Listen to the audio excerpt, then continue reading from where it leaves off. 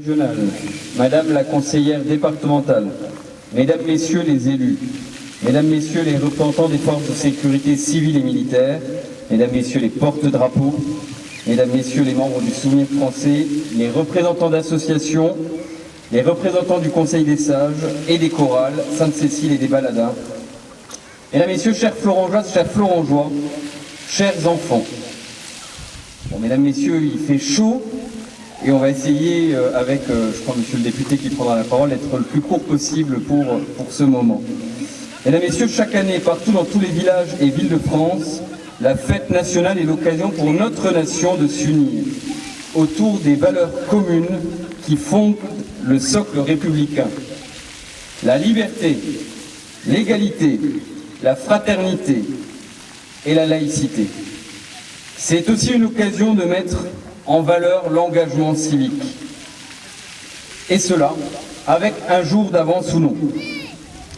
Si nous regardons tous ensemble l'actualité de ces dernières années, et notamment de ces derniers mois, nous constatons, pour la France, une démocratie ébranlée, un climat politique fébrile et incertain, un gouvernement instable. À l'heure où je vous parle, la France a un Premier ministre, un budget. Jusqu'à quand? Nul ne peut le dire. Mais réjouissons-nous pour autant d'en avoir un, ainsi qu'une constitution forte.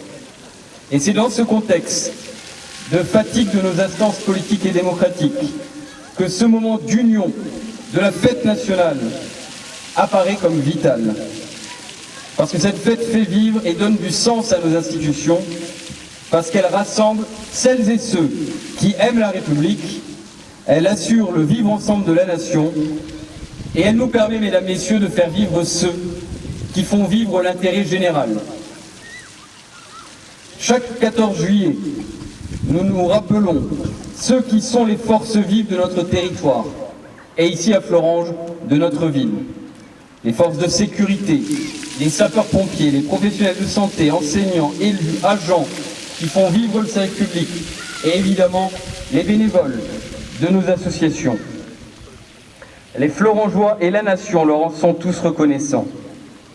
Et Mesdames, Messieurs, vous le savez, cette cérémonie, j'y tiens, du 14 juillet est toujours l'occasion de mettre à l'honneur, tout particulièrement, les sapeurs-pompiers du centre de secours de Florange.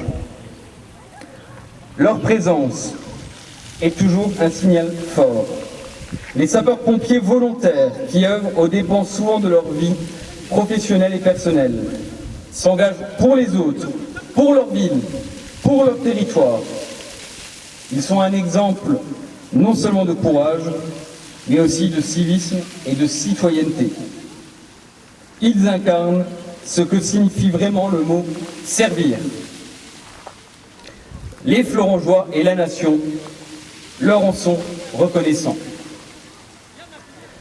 Et à Florange, l'engagement des sapeurs-pompiers doit être d'autant plus souligné que nous le savons, le centre de secours de Florange connaît des défis majeurs, restructuration, gouvernance, investissement par le SDIS dans des rénovations de locaux, identité d'une nouvelle caserne avec le corps de Famec. Dans le cadre de la départementalisation des sapeurs-pompiers, la situation de Florange n'est pas exceptionnelle.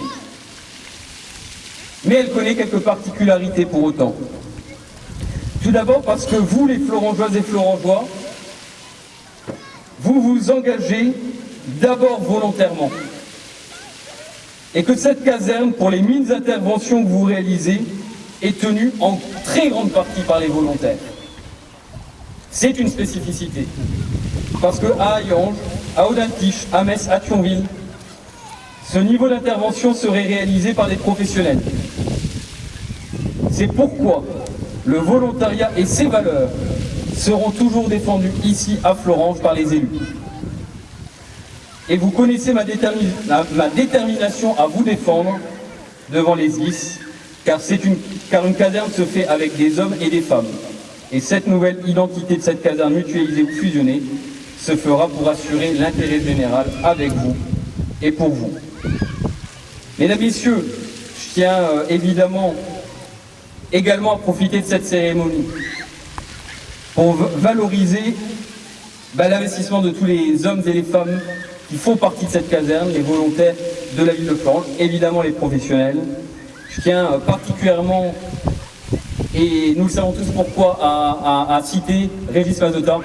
Il a été remercié tout à l'heure pour son investissement ces dernières années pour la caserne, pour l'unité opérationnelle de la ville de Florange. Et mesdames, messieurs, les cérémonies se font avec les hommes et les femmes, et vous le savez, se font dans une logique de service. Et donc, je tiens aussi à nommer les deux autres sapeurs-pompiers volontaires, les sapeurs-pompiers qui auraient dû être félicités et remerciés, mais qui malheureusement ont dû servir, ont dû s'engager et ont dû partir en intervention au cours de la cérémonie. Donc nous avons également le sergent-chef Laurent Michel, qui aurait dû être félicité tout à l'heure, rentré aux SDIS de la Moselle le 2 septembre 1990. Il intègre l'unité de Florange le 1er septembre 1997. Il n'a cessé de montrer son attachement profond à notre unité et occupe la fonction de vice-président de l'amicale. Et également le sergent-chef Nicolas Varroquier, rentré aux SDIS de la Moselle le 1er septembre 2007. Il rejoint l'unité le 1er janvier 2023. En peu de temps, il a su s'impliquer pleinement dans l'unité opérationnelle et dans la vie associative du centre, en étant le président de l'amicale.